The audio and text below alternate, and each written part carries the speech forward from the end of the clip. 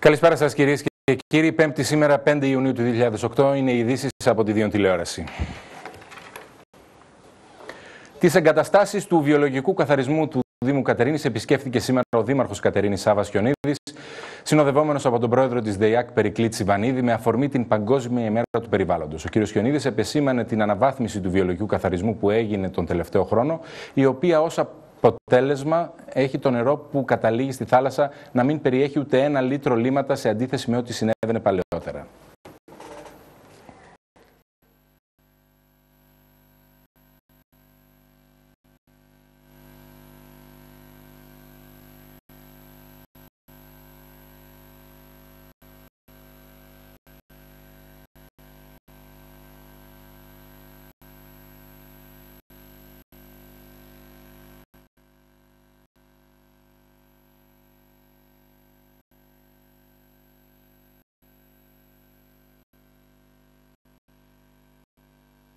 Ούτε 1 λίτρο λίμματα δεν έχει πέσει από πέρυσι στο ποτάμι και τη θάλασσα, σε αντίθεση με τα 150 εκατομμύρια ποτήρια νερού που έπεφταν μέχρι και πριν από 1 χρόνο.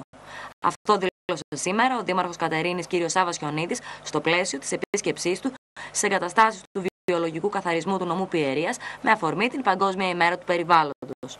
Εδώ είναι πράξη το αγαπώ το περιβάλλον.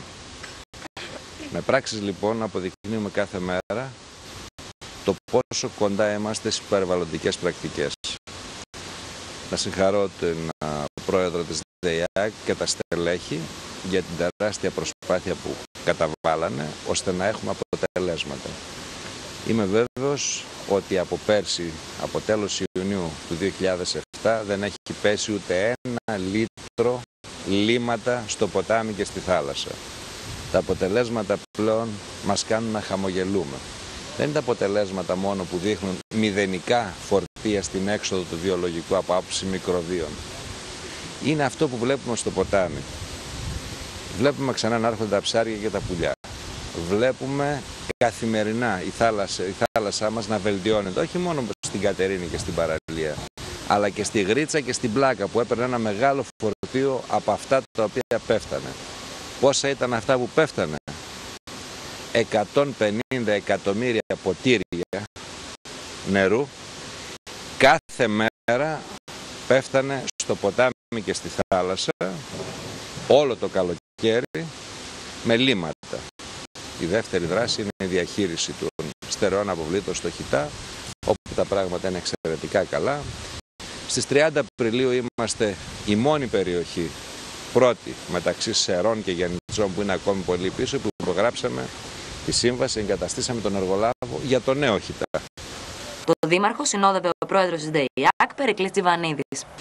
Παγκόσμια μέρα περιβάλλοντος σήμερα και ως πρόεδρος της ΔΕΙΑΚ σας φιλοξενώ στις εγκαταστάσεις του βιολογικού Κατερίνης, που είναι μια εγκατάσταση με ιδιαίτερο περιβαλλοντικό ενδιαφέρον, η οποία είναι, όπως βλέπετε, τελείως διαφορετική από ό,τι πέρσι σε ό,τι αφορά την λειτουργία της. Ουσιαστικά σήμερα επαναλειτουργεί και δεν έχουμε ούτε μία σταγόνα ανεπεξέργαστου λίματος στο ποτάμι.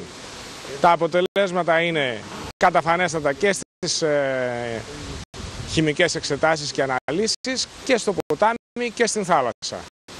Καλούν λοιπόν όλους τους δημότες να αισθάνονται σίγουροι ότι έχουν έναν υποδειγματικό βιολογικό σταθμό, υπόδειγμα για όλη τη Βόρεια Ελλάδα, και έχουμε δεχτεί τα συγχαρητήρια και από το ΕΠΕΡ και από τηλεοπτικά κανάλια. Και επίσης θέλω να σας πω ότι σαν ΔΕΙΑΚ διαχειριζόμαστε και τα στερεά απόβλητα, τον Χιτά. Και εκεί έχουμε μια άριστη διαχείριση, τα πάντα δουλεύουν πάρα πολύ σωστά. Είχαμε και αναλύσεις των στραγγιδίων που βγαίνουν, οι οποίες είναι μέσα στα επιτρεπτά όρια. Όλα λειτουργούν λοιπόν άριστα.